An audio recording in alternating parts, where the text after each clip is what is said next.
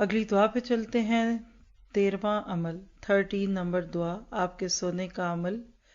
اللہم رب السماوات السبع ورب الارض ورب العرش العظیم ربنا ورب كل شيء فالق الحب والنوى ومنزل التوراة والإنجيل والفرقان أعوذ بك من شر كل شيء أنت آخذ بناصيته اللهم أنت الأول فليس قبلك شيء وأنت الآخر فليس بعدك شيء وأنت الظاهر فليس فوقك شيء وأنت الباطن فليس دونك شيء اقضين الدين واغننا من الفقر۔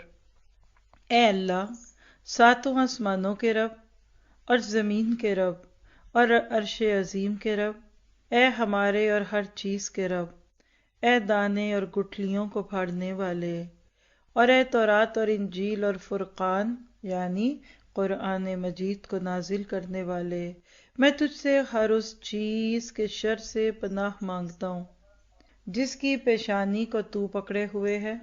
اے اللہ، تو ہی اول ہے، پس تجھ سے پہلے کوئی چیز نہیں اور تو ہی آخر ہے، پس تیرے بعد کوئی چیز نہیں اور تو ہی غالب ہے، پس تیرے اوپر کوئی چیز نہیں اور تو ہی باطن ہے، پس تجھ سے پوشیدہ کوئی چیز نہیں۔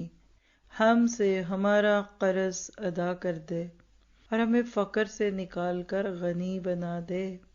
صحیح مسلم کی روایت ہے 2713۔ آپ کو لفظوں سے اندازہ ہو گیا ہوگا کہ اس ایک دعا کے مانگنے سے بندے کو کیا کیا ملتا ہے۔